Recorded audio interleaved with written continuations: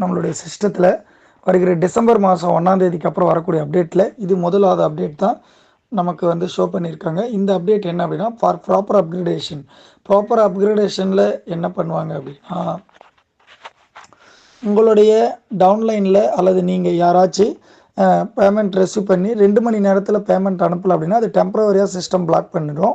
அது நம்ம எல்லாருக்குமே தெரிஞ்ச விஷயம். பட் அதுக்கப்புறம் என்ன நடக்கும் அந்த டிசம்பர் 1ஆம் தேதிக்கு அப்புறம் அப்படின்னா, நீங்கள் அந்த பேமெண்ட்டை நம்ம சிஸ்டம் பிளாக் பண்ண அந்த 2 ஹவர்ஸ் கழிச்சு பிளாக் பண்ணதுக்கப்புறமும் நம்ம ஐடியாவில் வந்து பேமெண்ட் அனுப்பாமல் விட்டுட்டோம் அப்படின்னா 24 ஹவர்ஸ் சிஸ்டம் வெயிட் பண்ணோம். 24 ஹவர்ஸ் கழிச்சும் அந்த ஐடியிலேருந்து பேமெண்ட் வந்து அப்கிரேட் ஆகலைன்னா பர்மனெண்ட் பிளாக் ஆகிடும் நம்மளோட சிஸ்டம். அதுக்கப்புறம் அதே சீனியாரிட்டியில் அந்த ஐடியை நம்ம கண்டினியூ பண்ண முடியாது.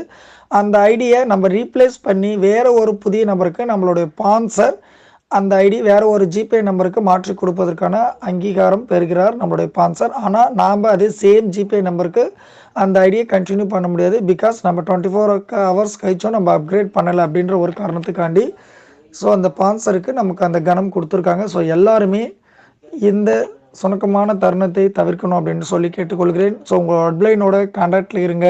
அவர் சொல்கிறபடி அப்கிரேட் பண்ணுங்கள் ப்ராப்பராக. இல்லைனா மறுபடியும் நம்ம இழந்த சீனியாரிட்டி மீண்டும் நமக்கு வழங்கப்படாது.